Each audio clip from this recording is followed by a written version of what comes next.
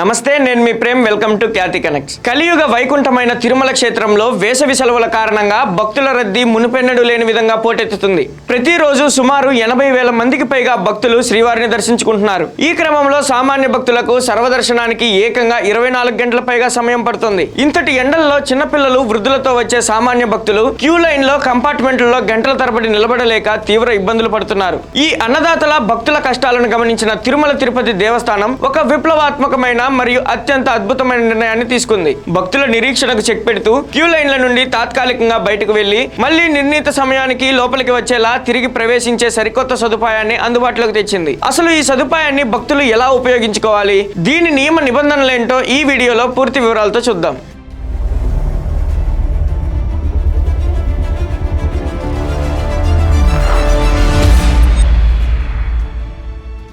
TTD అధికారులు విడుదల చేసిన తాజా మార్గదర్శకాల ప్రకారం ఈ సరికొత్త సదుపాయం కేవలం సర్వదర్శనం టోకెన్ కలిగి ఉన్న భక్తులకు మాత్రమే వర్తిస్తుంది. భక్తులు మొదటగా సర్వదర్శనం క్యూ లైన్ ద్వారా వైకుంఠం 2వ కంపార్ట్మెంట్ లోకి ప్రవేశించాల్సి ఉంటుంది. అక్కడ ఏర్పాటు చేసిన ప్రత్యేక కౌంటర్ వద్ద తమ ఆధార్ కార్డును సమర్పించి తిరిగి ప్రవేశించే టోకెన్ ను పొందాలి. ఈ టోకెన్ తీసుకున్న తర్వాత భక్తులు 17వ కంపార్ట్మెంట్ పక్కన ఉన్న ఎగ్జిట్ పాయింట్ అంటే బయటకు వెళ్లే మార్గం ద్వారా సులభంగా బయటకు రావచ్చు. ఇలా బయటకు వచ్చిన భక్తులు తిరుమలలో తమ బస చేసిన గదులకు వెళ్లి కాసేపు విశ్రాంతి తీసుకోవడానికి లేదా కొండపై ఉన్న ఇతర చూడదగ్గ ప్రదేశాలను సందర్శించడానికి టీటీడీ పూర్తి అనుమతి కల్పించింది. బయటకు వచ్చిన భక్తులు తిరిగి దర్శనానికి వెళ్లే సమయంలో టీటీడీ విధించిన సమయ పాలనను ఖచ్చితంగా పాటించాల్సి ఉంటుంది. టీటీడీ అధికారులు తమ టోకెన్ పై కేటాయించిన సమయానికి కనీసం 15 నుండి 20 నిమిషాల ముందే భక్తుల నిర్ణీత కంపార్ట్మెంట్ వద్దకు చేరుకోవాలి. తిరుమలలోని మ్యూజియం పక్కన ఉన్న లగేజీ కౌంటర్ల వైపు నుండి తిరిగి ప్రవేశించే కేంద్రం అందుబాటులో ఉంటుంది. అక్కడికి చేరుకున్న తర్వాత అధికారులు మీ వద్ద ఉన్న టోకెన్ ను స్కాన్ చేసి క్యూ లైన్ లోకి అనుమతిస్తారు. ఇలా లోపలికి వెళ్లిన తర్వాత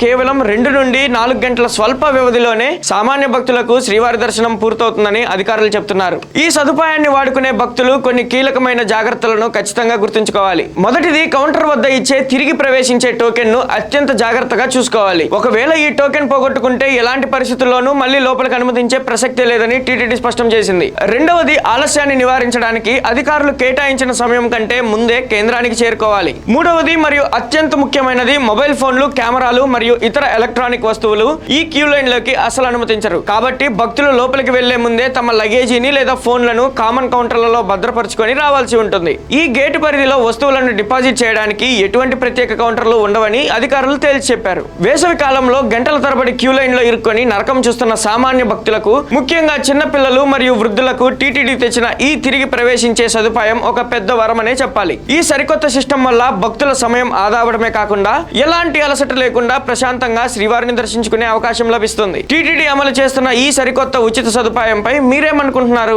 మీ అభిప్రాయాన్ని కింద కామెంట్స్ లో తప్పకుండా తెలియజేయండి. ఈ ఇన్ఫర్మేటివ్ విశ్లేషణ వీడియో మీకు నచ్చినట్లయితే లైక్ చేసి అందరికీ షేర్ చేయండి. మన ఛానల్ ని సబ్స్క్రైబ్ చేసుకోవడం మర్చిపోకండి. మరో లేటెస్ట్ ఆధ్యాత్మిక రాజకీయ అప్డేట్ తో మళ్ళీ కలుద్దాం. జై హింద్.